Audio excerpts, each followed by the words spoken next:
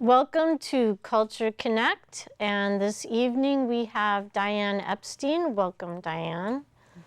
And Diane is here from Italia, and you went to Italy in 1995, and you haven't come back yet. Well, I'm here visiting, but yes, it's been, my goodness, 18 years. It just flew by. And we had a dream to move to Italy, and we just packed up our little children. They were 3 and 6 at the time, and decided to go on an adventure with a camera and a couple things, and that's it. And my husband's an historian, and we just went and never came back, except to visit, of course. And how did you get into photography? Were you into photography before you went to Italy? I was actually trained as a psychotherapist, and after graduate school I went to Santa Fe for a year, and that's when I first got into photography. I was very, very moved by the colors and the light and the ambiance there. And when I came to Rome, it was sort of a similar feeling of a different kind of light and a different kind of goldenness, but the blues and the rust colors and all that were similar, and I was very much moved to get more involved in photography when I came to Rome. And we have some of your pictures here, and we also are going to talk about some other pictures later. But how did you, there's something about your style, once you got to Italy, your style just totally changed. Can you talk about how you combine this fresco look with your photography? Well, I was always very much inspired by fresco paintings. I love the crackling paint that comes off and the different colors and the textures of fresco paintings. So I actually had a show, my very first show at the Belgian ambassador's residence in Rome, and I was hanging out on their terrace taking photographs, and eventually they said, "Do you want to do a show here?" And I said, "Great." And so I'm thinking, I can't just show anything. They're going to invite like 200 ambassadors. It's going to be a major, not 200, but 200 people, most of the ambassadors in Rome. And so it was sort of like my very first show. And I thought, oh, I have to be creative here. I can't just have this beautiful view. I've got to do something a little bit different. So I worked on it and worked on it, and I came up with this technique I call fresco photography, where I superimpose different photographs on top of each other in different ways, so that you can see the textures, the close-up textures, maybe the crumbling walls or something about the image. And then I also superimpose that on top of whether it's a monument or sculpture or some element in Rome, secret little hidden corners of Rome. And also not just Rome. I have a whole series on across America. I've got a series that deals with Venice, so I've gone to different places, but Rome was the first place that I got inspired. Wow. So let's take a look at some of the pictures, and then you can talk a little bit about the different bodies of work. Okay, great. The first series that I was actually commissioned to do for a couple of boutique hotels in Rome, I call Cityscapes and Roman Monuments. And this was sort of what I got sort of inspired to do. It was very much architecturally oriented.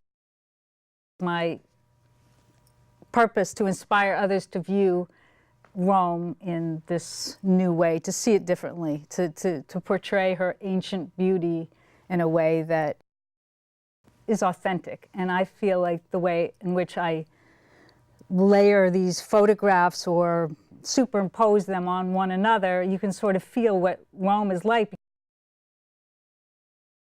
If you go there, you can see underground, you can see different levels of different time periods in Rome.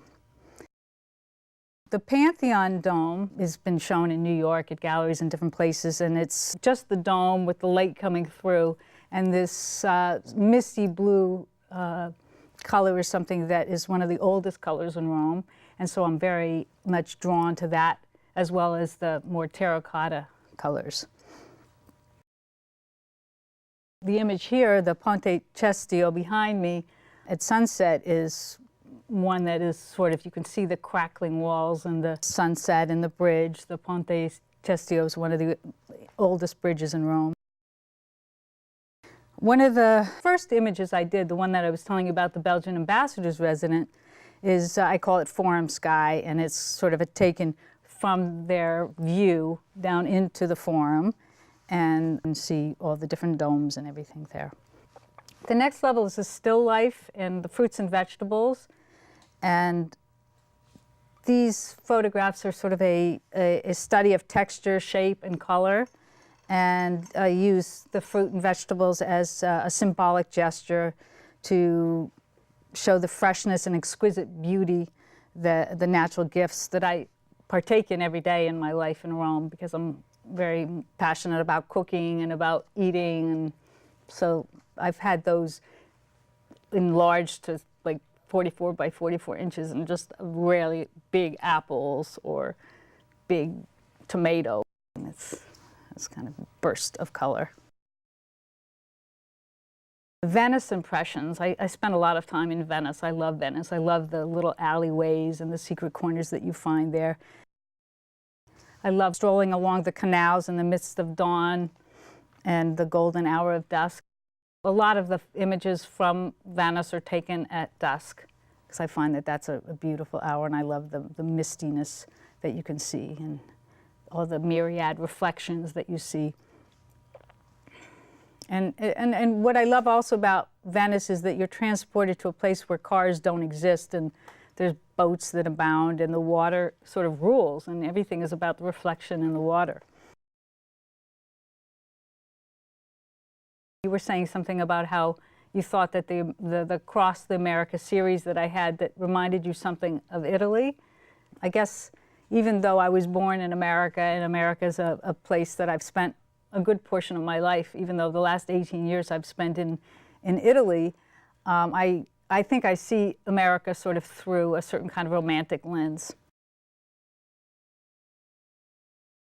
I've lived in New York. I was born in New York, and then I moved to California at a young age, and I've taken many trips. I've lived in Santa Fe, so I've taken trips across the country. So this series, Across America, sort of reveals some of the aspects that I see in my journeys.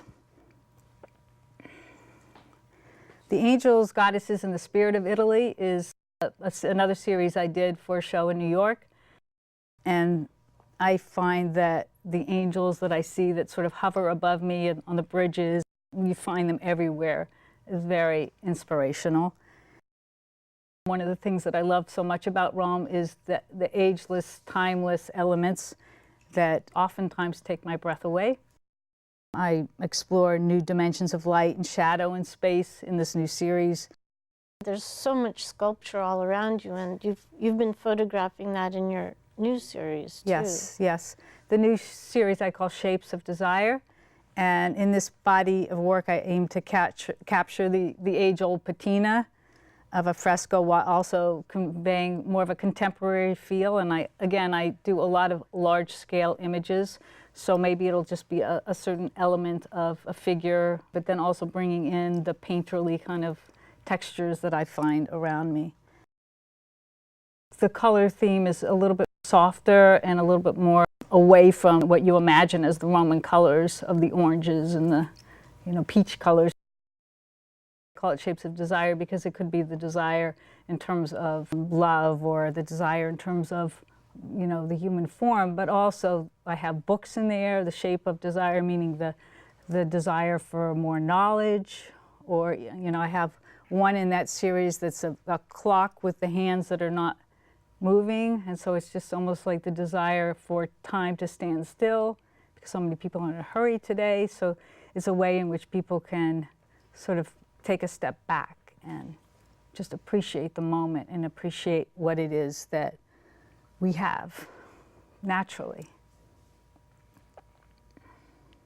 When it comes to our desire to learn, represented in one of the images, Turn the Page and the open book, those are two images, and the shape of knowledge, it takes us beyond mere necessity to a higher place, one that allows us to communicate and connect and understand humanity with the various turns it takes in both for the good and the bad.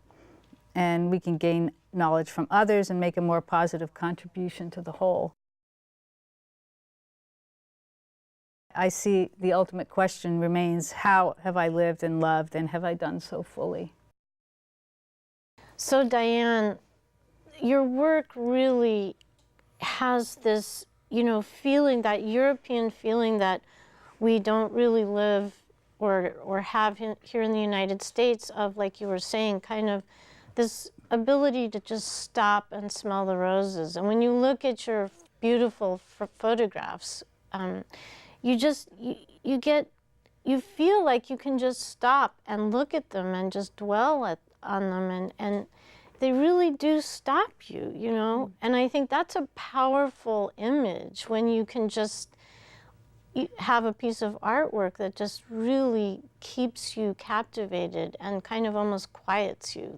I feel your works are very meditative, and I just wanted to share that with you. Well, I think that the transition that I've taken, I mean, I still do monuments and I still do things that are architecturally oriented, but I think that my work has been moving a little bit more towards the meditative. I have a lot of, I mean, I've moved more towards angels and the human form, but things that sort of, and nature, things that do sort of put you in a state of presence.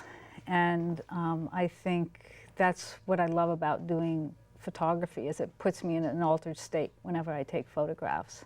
I am sort of like just right there, and my eyes are wide open, and I'm just very much focused on what's in front of me. And it really does give me a thrill every time I go out with my camera. Well, thank you so much for sharing your work, and it's a pleasure to have you here. And I hope that next year when you visit from Italy, that you'll have some new work that you can share with us too. And thank you so much for coming. Thank you.